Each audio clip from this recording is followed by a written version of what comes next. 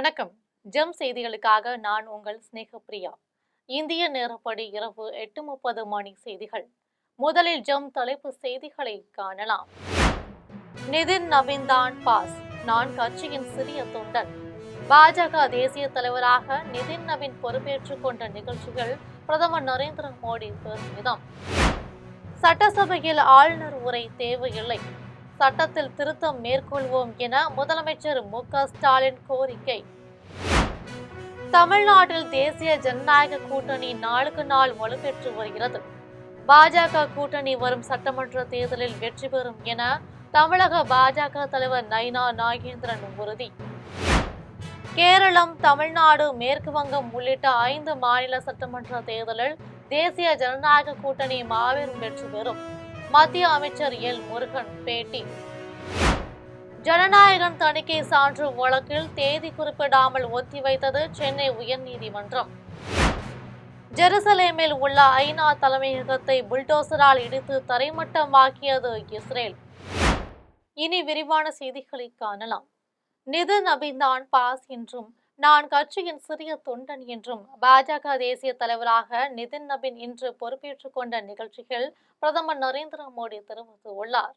பாஜக தேசிய தலைவர் ஜே.பி. நட்டாவின் பதவிக்காலம் முன்பே முடிவடைந்துவிட்ட போதிலும் சட்டசபை மற்றும் மக்களவை தேர்தலை முன்னிட்டு நட்டாவின் பதவிக்காலம் நீட்டிக்கப்பட்டது.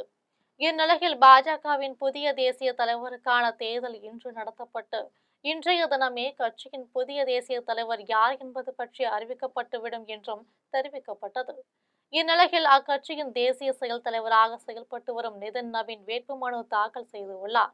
அவரை தவிர வேறு யாரும் வேட்புமனு தாக்கல் செய்யாத நிலையில் போட்டியின்றி தலைவராக நேற்று நிதின் நவீன் தேர்ந்தெடுக்கப்பட்டார். இந்த சூழலில் பாஜகவின் புதிய தேசிய தலைவராக நிதின் நவீன் தேர்ந்தெடுக்கப்பட்டது பற்றி முறைப்படி இன்று அறிவிப்பு வெளியானது. இதனைத் தொடர்ந்து அவர் பாஜக தேசிய தலைவராக இன்று பொறுப்பேற்றுக் கொண்டார். டெல்லியில் கட்சி தலைமையகத்தில் நடந்த நிகழ்ச்சியில் பிரதமர் நரேந்திர மோடி கலந்து கொண்டு நிதினை வாழ்த்தினார். அதன் பின்னர் தொண்டர்கள் மத்தியில் பிரதமர் நரேந்திர மோடி பேசினார். அப்போது கட்சி என வரும்போது நிதின் நவீன் தான் பாஸ் என்றும் நான் கட்சியின் ஒரு சிறிய தொண்டன் என்றும் தற்போது மதிப்பிற்குரிய நிதின் நவீன் தான் நம் அனைவருக்கும் தலைவர் எனவும் பாஜகவை நிர்வகிப்பது மட்டுமே அவருடைய பொறுப்பு அல்ல, அதனையும் கடந்து தேசிய ஜனநாயக கூட்டணியின் அனைத்து கட்சிகள் இடையேயும் ஒருங்கிணைப்பை உறுதிப்படுத்த வேண்டும் என்றும் தெரிவித்தார். மேலும் இந்தியா அடுத்த 25 ஆண்டுகளில் வளர்ச்சியடைந்த நாடாக உருவாக உள்ளது என விதிக்கப்பட்டு விட்டது என்று பிரதமர் நரேந்திர மோடி தெரிவித்துள்ளார். சட்டசபையில் ஆளுநர் உரை தேவையில்லை என சட்டத்தில் திருத்தம் மேற்கொள்ள கோருவோம் என்று முதலமைச்சர் மு.க.ஸ்டாலின் தெரிவித்துள்ளார். முதலமைச்சர் மு.க.ஸ்டாலின் எக்ஸ் தளத்தில் பதிவு ஒன்றை வெளியிட்டுள்ளார். அதில் இந்தியாவில் எதிர்க்கட்சிகள் ஆளும் அனைத்து மாநிலங்களுக்காக ஆளுநர் உரை தேவையில்லை என கோருவோம் என்றும் தெரிவித்தார். மேலும் அரசு தயாரித்து அளித்த அறிக்கையை ஆளுநர் படிக்காமல் வெளியேறுவதால் திமுக அரசின் 4 ஆண்டு சாதனைகளை பயன்பெறும் மக்களிடம் மறைத்துவிட முடியாது என்றும் அரசியலமைப்பிற்கும் மக்களால் தேர்ந்தெடுக்கப்பட்ட அரசிற்கும் மக்கள் பிரதிநிதிகள் அடங்கிய சட்டப்பேரவைக்கும் மதிப்பளிக்காமல் மக்கள் நல நடவடிக்கைகளை முடக்கி வைத்து முரண்டு பிடிக்கும் தமிழ்நாடு ஆளுநரை தலையகத்தில் இருந்து நேற்று குறிப்பிட்டிருந்தார்கள். அவரது இன்றைய செயல்பாடு அதனை மெய்ப்படுத்தியுள்ளது என்றும் முதலமைச்சர் மு.க.ஸ்டாலின் தெரிவித்துள்ளார். தமிழ்நாட்டில் தேசிய ஜனநாயக கூட்டணி நாளுக்கு நாள் வலுப்பெற்று வருவதாகவும் இந்த கூட்டணி வரும் சட்டமன்ற தேர்தலில் வெற்றி பெறும் என்றும் நாகேந்திரன் தெரிவித்துள்ளார். டெல்லியில் பாஜக தேசிய தலைவராக நிதின் நவீன் பதவியேற்றுக் கொண்டார். இந்த விழாவில் தமிழக பாஜக தலைவர் நைனா நாகேந்திரன் பங்கேற்றார். அதன் பின்னர் செய்தியாளர்களை சந்தித்து பேசினார். அப்போது தமிழ்நாட்டில் தேசிய ஜனநாயக கூட்டணி நாளுக்கு நாள் வலுப்பெற்று வருகிறது எனவும் தமிழகத்தில் தேசிய ஜனநாயக கூட்டணி வலுவாக உள்ளது எனவும் நைனா நாகேந்திரன் தெரிவித்துள்ளார். கேரளம், தமிழ்நாடு, மேற்கு வங்கம் உள்ளிட்ட 5 மாநில சட்டமன்ற தேர்தலில் தேசிய ஜனநாயக கூட்டணி மாபெரும் வெற்றி பெறும் என்று மத்திய அமைச்சர் முருகன் தெரிவித்துள்ளார். பாஜக தேசிய தலைவராக நிதின் நவீன் பதவியேற்றுக் கொண்டார். விழாவில் பங்கேற்ற பின்னர் மத்திய அமைச்சர் முருகன் செய்தியாளர்களை சந்தித்து பேசினார். அப்போது கேரளம், தமிழ்நாடு, மேற்கு வங்கம் உள்ளிட்ட 5 மாநில சட்டமன்ற தேர்தல்களில் தேசிய ஜனநாயக கூட்டணி மாபெரும் வெற்றி பெறும் என்று அமைச்சர் முருகன் தெரிவித்தார். ஜனநாயகன் தணிக்கை சான்று வழக்கில் தேதி குறிப்பிடாமல் சென்னை உயர்நீதிமன்றம் தீர்ப்பை ஒத்திவைத்து உத்தரவிட்டது. ஜனநாயகன் தணிக்கை சான்றிதழ் வழக்கில் தனி நீதிபதி பிறப்பித்த தீர்ப்புக்கு தடை விதித்த சென்னை உயர்நீதிமன்றம் டிவிஷன் பெஞ்ச் தீர்ப்பை எதிர்த்து படத்தின் தயாரிப்பு நிறுவனம் மேல்முறையீடு செய்துள்ளது. இந்த மேல்முறையீட்டு மனு இன்று சென்னை உயர்நீதிமன்றத்தில் விசாரணைக்கு வந்தது.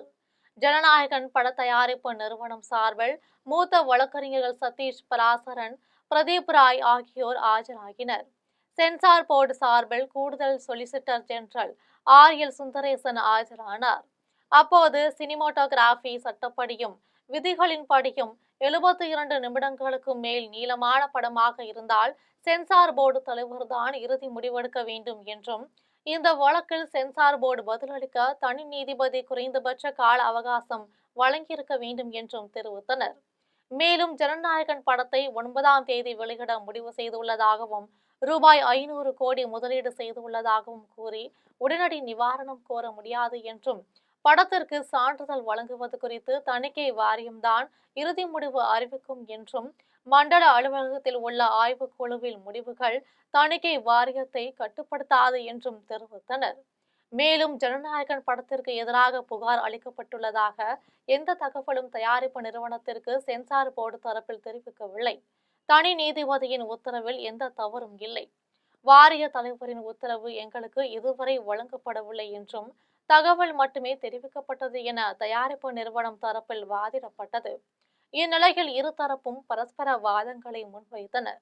அதனைத் தொடர்ந்து ஒரே நாளில் நடைமுறைகளை முடித்து உத்தரவு வழங்க வேண்டும் என தணிக்கை வாரியம் சார்பில் கோரிக்கை வைக்கப்பட்டது. இதனை ஏற்க முடியாது என கூறிய நீதிபதிகள் தேதி குறிப்பிடாமல் தீர்ப்பை ஒத்திவைத்து உத்தரவிட்டனர். ஜெருசலேமில் உள்ள ஐநா தலைமையகத்தை இஸ்ரேல் புல்டோசரால் இடித்து தரைமட்டமாக்கியது.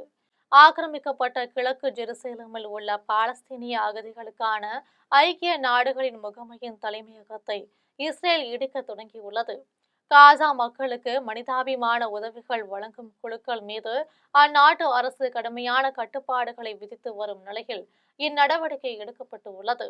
இந்நிலையில் ஜெருசலேமில் உள்ள ஐக்கிய நாடுகளின் நிவாரண முகமை தனது ஊழியர்களின் செல்போன்கள் மற்றும் கணினி போன்ற சாதனங்களை இஸ்ரேலிய ராணுவம் பிடுங்கிக் கொண்டதாகவும், அலுவலகத்தை விட்டு அவர்கள் வெளியேற்றியதாகவும் அதிகாரப்பூர்வமாக தெரிவித்துள்ளது. மார்ச் மாதம் சட்டமன்ற தேர்தல் வர இருப்பதால் முதலமைச்சர் ஸ்டாலின் பிறந்த நாளை பிப்ரவரி மாதம் முழுவதும் கொண்டாட வேண்டும் என்றும், ஆங்காங்கே ஊராட்சிகளில் நலத்திட்ட உதவிகளும் அன்னதானமும் வழங்க வேண்டும் என்றும் சாலவாக்கம் ஒன்றியத்தில் நடைபெற்ற செயற்குழு கூட்டத்தில் உத்தரமேரூர் சட்டமன்ற உறுப்பினர் சுந்தர் தெரிவித்தார். காஞ்சிபுரம் தெற்கு மாவட்டம் சாலவாக்கம் ஒன்றியத்தின் திமுக சார்பில் ஒன்றிய செயலாளர் குமார் ஏற்பாட்டில் ஒன்றிய செயற்குழு கூட்டம் நடைபெற்றது. அதனைத் தொடர்ந்து உத்தரமேரூர் ஒன்றியம் மற்றும் பேரூர் சார்பில் ஒன்றிய செயலாளர் ஞானசேகரன், பேரூர் செயலாளர் பாரிவள்ளல் ஆகியோர் ஏற்பாட்டில் ஒன்றிய பொது உறுப்பினர் கூட்டம் நடைபெற்றது.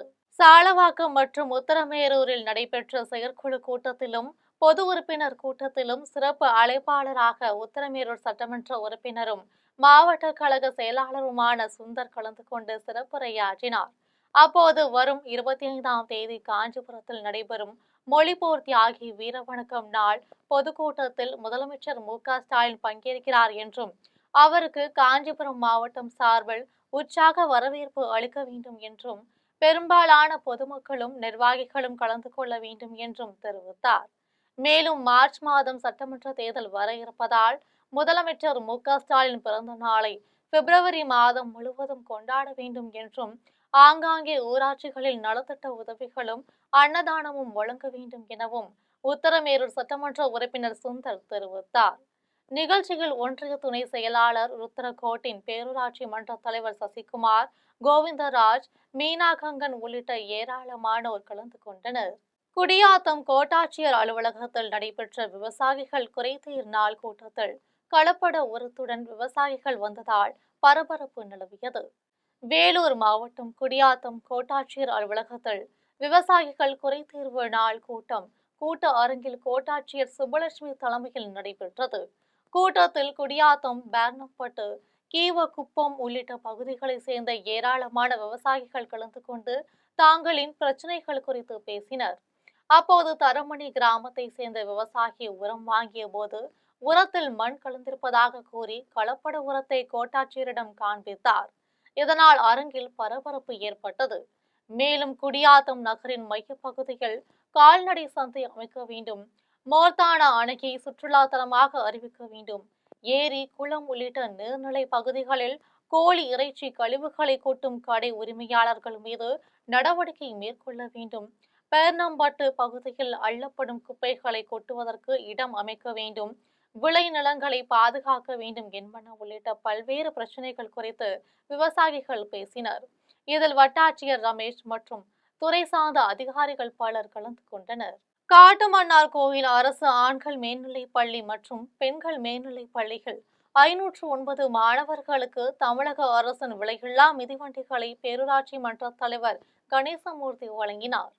கடலூர் மாவட்டம் காட்டுமன்னார் கோயில் அரசு ஆண்கள் மற்றும் பெண்கள் மேல்நிலைப் பள்ளியில் தமிழக அரசின் விலையில்லா மிதிவண்டிகள் வழங்கும் நிகழ்ச்சி நடைபெற்றது. நிகழ்ச்சிக்கு பேரூராட்சி தலைவர் கணேசமூர்த்தி தலைமையேற்று பெண்கள் மேல்நிலைப் பள்ளியில் 322 மாணவிகளுக்கும் ஆண்கள் மேல்நிலைப் பள்ளியில் 187 மாணவர்களுக்கும் என மொத்தம் 509 மாணவ மாணவிகளுக்கு இலவச மிதிவண்டிகளை வழங்கினார். நிகழ்ச்சியில் பள்ளி தலைமை ஆசிரியர்கள் தங்கபாஸ்கர், இளமதி, பேரூராட்சி மன்ற உறுப்பினர்கள் சொர்ணம், அறிவழகன், இளவரசன் மற்றும் பள்ளி ஆசிரியர்கள் பரமசிவம், பாலசுப்பிரமணியன், சிவராஜன், பீமாராவ், சந்திரபாபு உள்ளிட்ட ஆசிரியர்கள், பள்ளி மாணவர்கள் பலர் கலந்து கொண்டனர். தேர்தல் வாக்குறுதியை திமுக அரசு நிறைவேற்ற கோரி தேனியில் தமிழ்நாடு சத்துணவு ஊழியர் சங்கத்தினர் வேலைநிறுத்த போராட்டத்தில் ஈடுபட்டனர். பல்வேறு கோரிக்கைகளை தமிழக அரசு நிறைவேற்ற வேண்டும் என வலியுறுத்தி தமிழகம் முழுவதும் தமிழ்நாடு சத்துணவு ஊழியர் சங்கத்தினர் போராட்டத்தில் ஈடுபட்டனர். அதன் ஒரு பகுதியாக தேனி மாவட்ட ஆட்சியர் அலுவலகம் முன்பு தேனி மாவட்ட சத்துணவு ஊழியர்கள் பல்வேறு கோரிக்கைகளை வலியுறுத்தி போராட்டத்தில் ஈடுபட்டனர். அப்போது திமுக அரசு தேர்தல் வாக்குறுதியில் கூறியது போல் சத்துணவு ஊழியர்களுக்கு காலமுறை ஊதியம் வழங்க வேண்டும், குடும்ப பாதுகாப்பு ஓய்வூதியம் வழங்க வேண்டும், சத்துணவு துறையில் உள்ள காலி பணியிடங்களை உடனடியாக நிரப்ப வேண்டும் என்பன பல்வேறு கோரிக்கைகளை வலியுறுத்தி கண்டன கோஷங்களை எழுப்பினர். இதனையடுத்து தேனி மதுரை நெடுஞ்சாலையில் சாலை மறியலில் ஈடுபட்ட சத்துணவு ஊழியர்களை காவல்துறையினர் கைது செய்தனர். பாரதிய ஜனதா கட்சியின் தேசிய தலைவராக பொறுப்பேற்றுள்ள நிதின் நபீனுக்கு வாழ்த்துக்கள் தெரிவித்து மயிலாடுதுறையில் மாவட்ட பாரதிய ஜனதா கட்சியினர் பட்டாசு வெடித்தும் பொதுமக்களுக்கு இனிப்புகள் வழங்கியும் உற்சாகமாக கொண்டாடினர். பாரதிய ஜனதா கட்சியின் தேசிய தலைமையகமான டெல்லியில் புதிய தேசிய தலைவர் பதவிக்கான பட்டியல் நேற்று வெளியானது. அதில் நிதின் நபீன் புதிய தேசிய தலைவராக பொறுப்பேற்றுள்ளார். இதனை வரவேற்கும் விதமாக நாடு முழுவதும் பாஜகவினர் பட்டாசு வெடித்தும் பொதுமக்களுக்கு இனிப்புகள் வழங்கியும் கொண்டாடி வருகின்றனர். அதன்படி பாஜகவின் புதிய தேசிய தலைவராக பொறுப்பேற்றுள்ள நிதின் நபீனை வரவேற்கும் விதமாக மயிலாடுதுறை மாவட்ட தலைமை தபால் நிலையம் எதிரே மயிலாடுதுறை மாவட்ட பாஜக சார்பில் மாவட்ட தலைவர் நாஞ்சில் பாலு தலைமையில் பாஜகவினர் திரளாக கலந்து கொண்டு பட்டாசுகள் வெடித்தும் பொதுமக்களுக்கு இனிப்புகள் வழங்கியும் கொண்டாடினர்.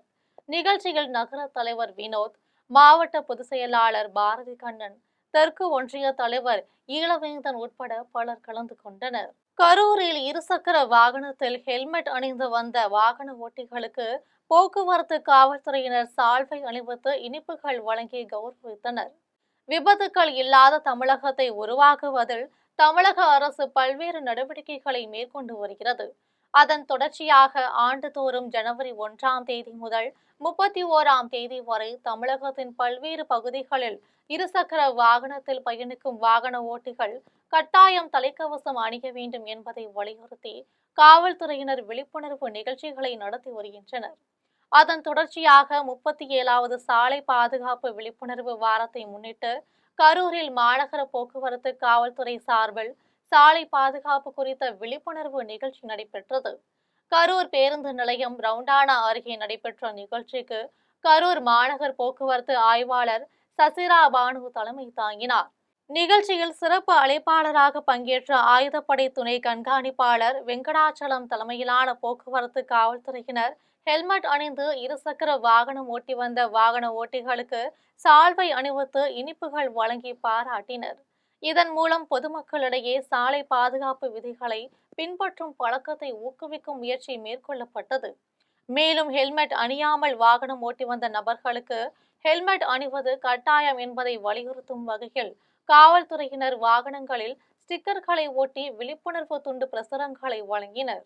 கன்னியாகுமரி திருவனந்தபுரம் இடையே ஆமை வேகத்தில் நடைபெற்று வரும் இரட்டை ரயில் பாதை பணிகளை துரிதப்படுத்தும் வகையில் கன்னியாகுமரி, நாகர்கோவில், இரணிகள், குளித்துறை ஆகிய ரயில்வே நிலையங்களை தென்னக ரயில்வே பொது மேலாளர் RN சிங் இன்று ஆய்வு செய்தார்.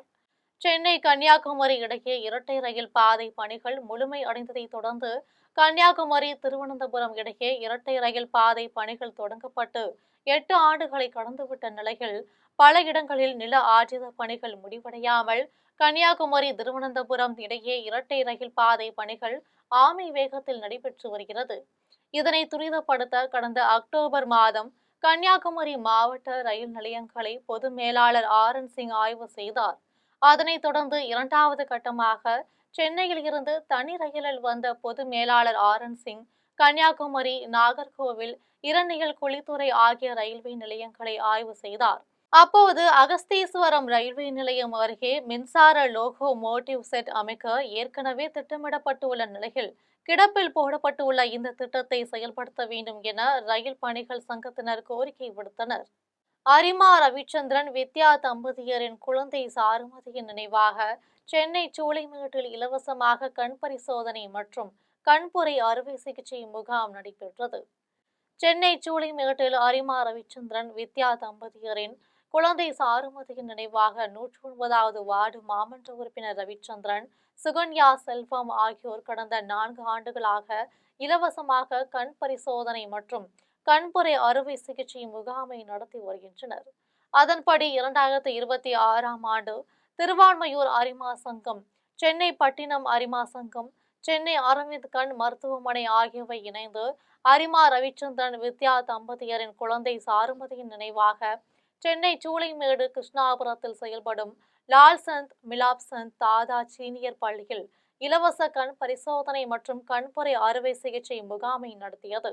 முகாமில் பங்கேற்ற 160 பேரில் 25 பேருக்கு கண்புரை இருப்பதை மருத்துவ குழுவினர் கண்டறிந்த நிலையில் 16 பேருக்கு அறுவை சிகிச்சை மேற்கொள்ளப்பட்டது. மேலும் பார்வை குறைபாடு உள்ள 18 பேரை மருத்துவமனையில் சிகிச்சைக்கு வர வேண்டும் என மருத்துவர்கள் தெரிவித்தனர். அதனைத் தொடர்ந்து 30 பேருக்கு சலுகை விலையில் கண்கண்ணாடி வழங்கப்பட்டது.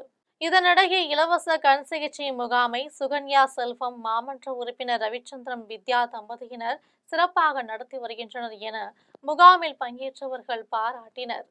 அதன் பின்னர் கண் தானம் செய்ய அதிகமானோர் முன்வர வேண்டும் என்று கூடுதல் செயலாளர் ரேவதி தெரிவித்தார். மேலும் அரிமா சங்கத்தையும் அரவிந்த் கண் மருத்துவமனையின் சிறப்பான சேவையையும் பாராட்டினார். சோளிங்கர் வாரசந்தை அருகே இரவு நிறுத்தப்பட்டிருந்த சரக்கு வாகனத்திற்கு தீ வைத்த மர்ம நபர்களை காவல்துறையினர் தேடி வருகின்றனர். ராணிப்பேட்டை மாவட்டம் சோளிங்கர் பகுதியை சேர்ந்த கண்ணனின் மகன் விநாயகம் என்பவர் தனக்கு சொந்தமான சரக்கு வாகனத்தில் காய்கறி வியாபாரம் செய்து வருகிறார். இந்நிலையில் வியாபாரத்தை முடித்துவிட்டு சோளிங்கர் சித்தூர் சாலையில் உள்ள வாரச்சந்தையில் வாகனத்தை நிறுத்திவிட்டு இரவு தூங்க சென்றார். இதனிடையே நள்ளிரவில் மர்ம நபர்கள் சரக்கு வாகனத்திற்கு தீ வைத்துவிட்டு தப்பித்து சென்றனர். இச்சம்பவம் குறித்து விநாயகம் சோளிங்கர் காவல் நிலையத்தில் அளித்த புகாரின் பெயரில் சம்பவ இடத்திற்கு சென்ற காவல்துறையினர் CCTV கேமரா பதிவுகளை ஆய்வு செய்து சரக்கு வாகனத்திற்கு தீ வைத்த மர்ம நபர்களை தேடி வருகின்றனர். இந்நிலையில் சரக்கு வாகனத்திற்கு மர்ம நபர்கள் தீ வைத்த சம்பவத்தால் வாகன உரிமையாளர்களிடையே அச்சத்தை ஏற்படுத்தியுள்ளது. சோளிங்கர் கொண்டபாளையத்தில் செயல்படும் கராத்தே பயிற்சி பள்ளியில் பயிற்சி பெற்ற மாணவர்களுக்கு பெல்ட் மற்றும் சான்றிதழ் வழங்கும் நிகழ்ச்சி நடைபெற்றது. ராணிப்பேட்டை மாவட்டம் சோளிங்கர் கொண்டபாளையத்தில் செயல்பட்டு வரும் ஜப்பான் ஜூடோ ரியோ கராத்தே பயிற்சி பள்ளி சார்பில் கராத்தே பயிற்சி பெற்ற மாணவ மாணவிகளுக்கு சான்றிதழ், பெல்ட் வழங்கும் நிகழ்ச்சி அகில இந்திய ஜப்பான் ஜூடோ ரியோ கராத்தே பயிற்சி பள்ளி நிறுவனரும் கராத்தே இந்திய சாம்பியனுமான கராத்தே ரமேஷ் வழிகாட்டுதலின்படி நடைபெற்றது. நிகழ்ச்சிக்கு சோளிங்கர் தலைமை பெண் பயிற்சியாளர் சங்கரி தலைமை தாங்கினார். நிகழ்ச்சியில் சிறப்பு அழைப்பாளராக கொண்டபாளையம் தொழிலதிபர் நடராஜன், ராணிப்பேட்டை தலைமை பயிற்சியாளர் கராத்தே கார்த்தி ஆகியோர் கலந்து கொண்டு கராத்தே பயிற்சி பெற்ற 50க்கும் மேற்பட்ட கராத்தே மாணவ மாணவிகளுக்கு தகுதிக்கேற்ப பெல்ட் மற்றும் சான்றிதழ்களை வழங்கினர். நிகழ்ச்சியில் மாஸ்டர்கள் பிரேம்குமார், சக்திவேல், ஸ்ரீஜித் மற்றும் மாணவ மாணவிகள், பெற்றோர்கள் கலந்து கொண்டனர். நிகழ்ச்சி முடிவில் சோளிங்கர் பயிற்சியாளர் மாதவி அனைவருக்கும் நன்றி தெரிவித்தார். தமிழக முதலமைச்சரின் தேர்தல் வாக்குறுதியின்படி காலமுறை ஊதியம் வழங்க வேண்டும் என்பன உள்ளிட்ட பல்வேறு கோரிக்கைகளை வலியுறுத்தி தஞ்சையில் சத்துணவு ஊழியர்கள் சாலை மறியல் போராட்டத்தில் ஈடுபட்டனர். தஞ்சை தலைமை தபால் நிலையம் முன்பு பல்வேறு கோரிக்கைகளை தமிழக அரசு நிறைவேற்ற வேண்டும் என வலியுறுத்தி 100க்கும் மேற்பட்ட சத்துணவு ஊழியர்கள் சாலை மறியல் போராட்டத்தில் ஈடுபட்டனர்.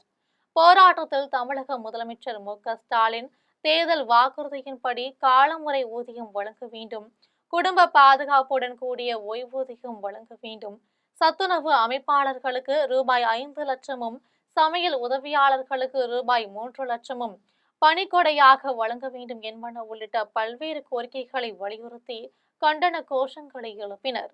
சாலை மறியலில் ஈடுபட்ட அனைவரையும் காவல்துறையினர் கைது செய்தனர்.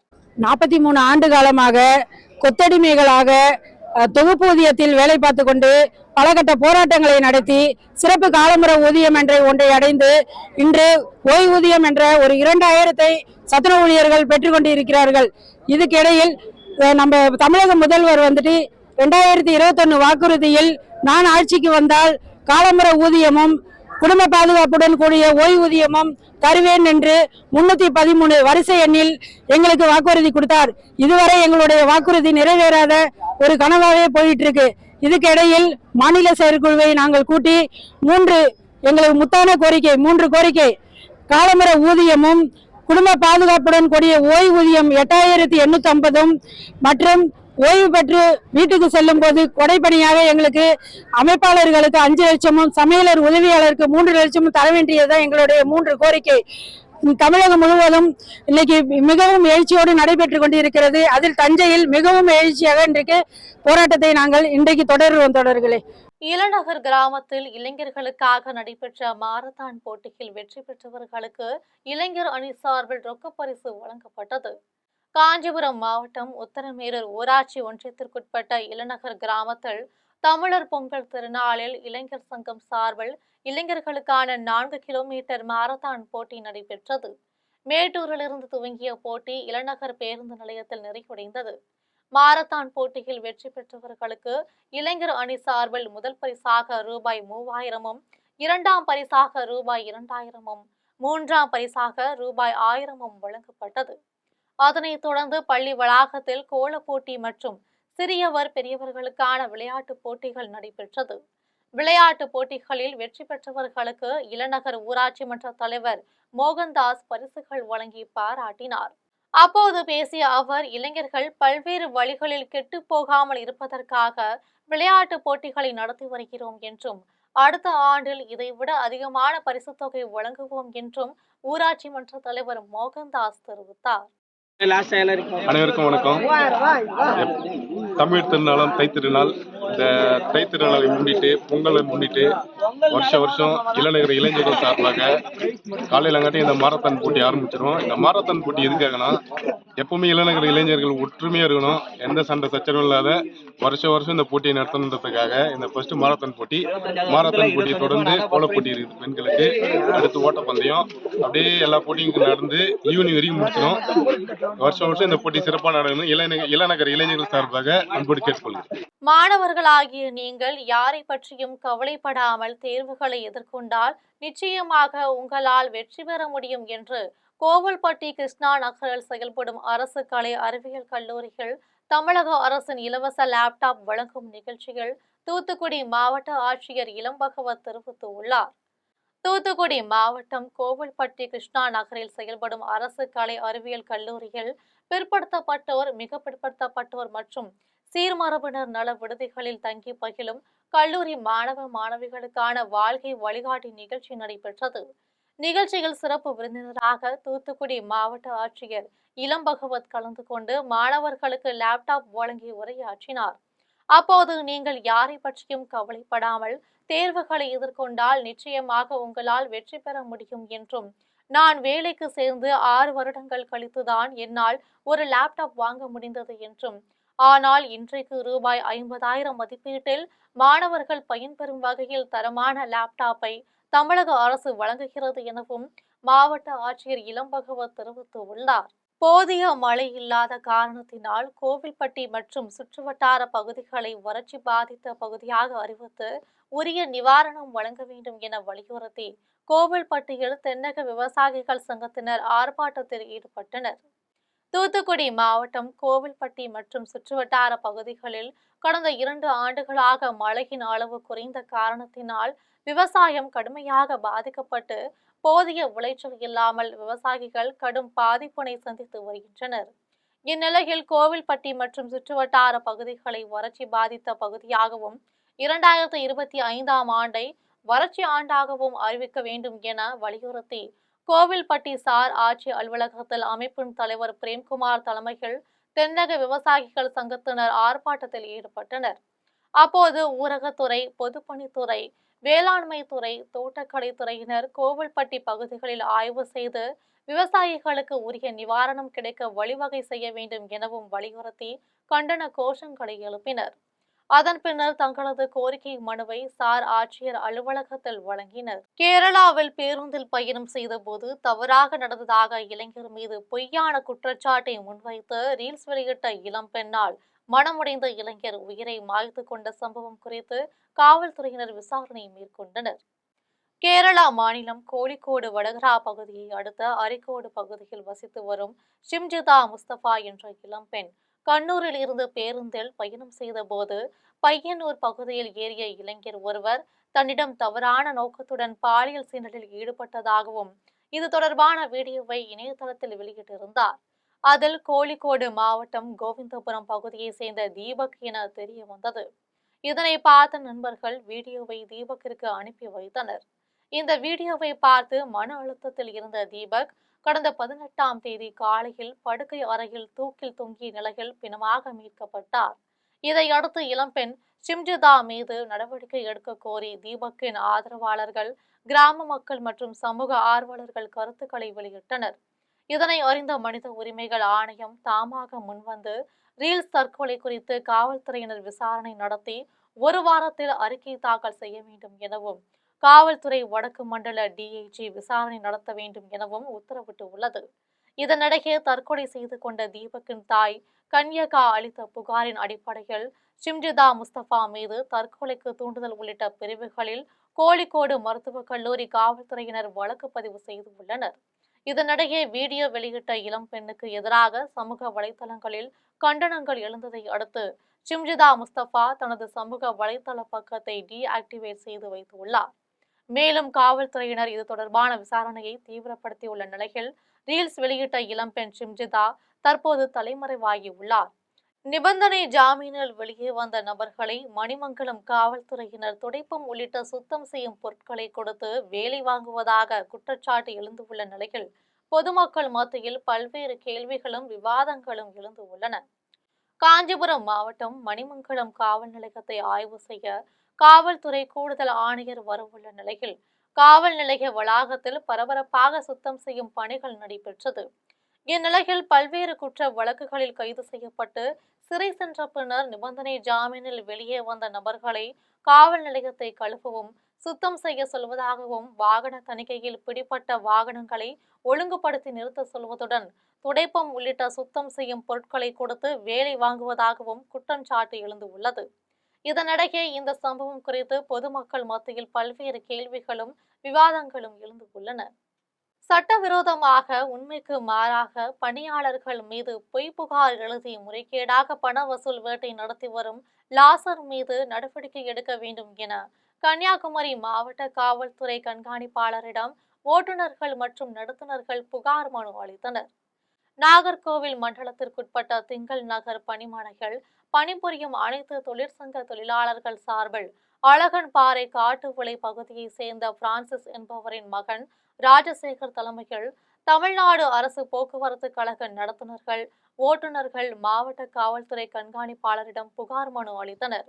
அதில் நாகர்கோவில் மண்டலத்திற்குட்பட்ட திங்கள் நகர் பணிமனைகள் தடம் எண் 47A நடத்துனர்களாகவும் ராஜசேகர், ராஜன், கந்தன் மற்றும் ஓட்டுநர்களாக தாமஸ், செந்தில்குமார், அனந்தகிருஷ்ணன், ராஜன் ஆகியோர் பணிபுரிந்து வருகின்றோம் என்றும், மறுகால் விளை சேரமங்கலம் பகுதியை சேர்ந்த லாசர் என்பவர் பேருந்தில் பயணம் செய்யும் போது அவருக்கு இருக்கைகள் தனியாக ஒதுக்கீடு செய்து கொடுக்கவில்லை என்றும், தனக்கு மரியாதை செலுத்தவில்லை என்றும் கூறி உண்மைக்கு புறம்பாக தமிழ்நாடு அரசு போக்குவரத்து கழக நிர்வாகத்திற்கு புகார் அளித்து வருகிறார் என்றும், புகார் தொடர்பாக விசாரணைக்கு ஆஜராகாத நிலையில் லாசரின் தூண்டுதலின் பேரில் சிலர் தொழிலாளர்களை அணுகி சமரசம் செய்து வைப்பதாக கூறி பணம் கேட்டு தொல்லை கொடுக்கின்றனர் எனவும் ஓட்டுநர்கள், நடத்துனர்கள் தெரிவித்துள்ளனர்.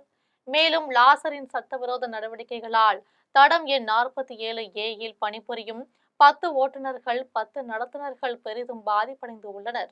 பணி முடிந்து பணிமனைக்கு திரும்பி செல்லும் போது கிளை மேலாளரிடம் இருந்து ஒழுங்கு நடவடிக்கை கடிதம் கிடைத்து விடுமோ என்ற அச்சத்தில் இருந்து வருகிறோம் என்றும், இதனால் பொதுமக்களுக்கான சேவையை முறையாக செய்ய முடியாத நிலைக்கு தள்ளப்பட்டு உள்ளோம் என்றும், எனவே சட்டவிரோதமாகவும் உண்மைக்கு மாறாக பணியாளர்கள் மீது பொய் புகார் எழுதி முறைகேடாக வசூல் வேட்டை நடத்தி வரும் லாசர் மீது வழக்கு பதிவு செய்து நடவடிக்கை எடுக்க வேண்டும் என்றும் புகார் மனுவில் ஓட்டுநர்கள், நடத்துனர்கள் கோரிக்கை விடுத்துள்ளனர். ஆண்டிப்பட்டி நகர் பகுதிக்குட்பட்ட சங்கம்பட்டியில் அமைந்துள்ள ஸ்ரீ முத்துமாரியம்மன் திருக்கோவிலின் மண்டலாபிஷேக விழா சிறப்பாக நடைபெற்றது. தேனி மாவட்டம் ஆண்டிப்பட்டி நகர் பகுதிக்குட்பட்ட சங்கம்பட்டியில் அமைந்துள்ள ஸ்ரீ முத்துமாரியம்மன் திருக்கோவிலின் கும்பாபிஷேக விழா நடைபெற்றதை அடுத்து இந்து சமய அகம விதிகளின்படி 48 நாட்களுக்கு பிறகு மண்டலாபிஷேக விழா நடைபெற்றது. விழாவின் முன்னதாக யாகசாலையில் பூஜிக்கப்பட்ட புனித நீர் கலசங்களை ஊர்வலமாக எடுத்து சென்று முத்துமாரியம்மனுக்கு புனித நீர் அபிஷேகம் செய்யப்பட்டது. அதன் பின்னர் பால், பழம், சந்தனம், இளநீர் உள்ளிட்ட 18 வகையான பொருட்களால் அபிஷேகங்கள் நடத்தப்பட்டு மகா தீபாராதனை காண்பிக்கப்பட்டது. மண்டல பூஜை விழாவில் ஆண்டிப்பட்டி மற்றும் சுற்றுவட்டார பகுதிகளைச் சேர்ந்த திரளான பக்தர்கள் கலந்து கொண்டு ஸ்ரீ முத்துமாரியம்மனை வழிபட்டனர். விழாவில் பங்கேற்றவர்களுக்கு அன்னதானம் வழங்கப்பட்டது. மயிலாடுதுறை அருகே உள்ள திருவாவடுதுறை ஆதீன கோமுதீஸ்வரர் ஆலயத்தில் திருஞான சம்பந்தருக்கு பூதகணம் வாயிலாக சிவபெருமான் பொற்கிளி வழங்கிய ஐதீக விழா வெகு விமர்சையாக நடைபெற்றது.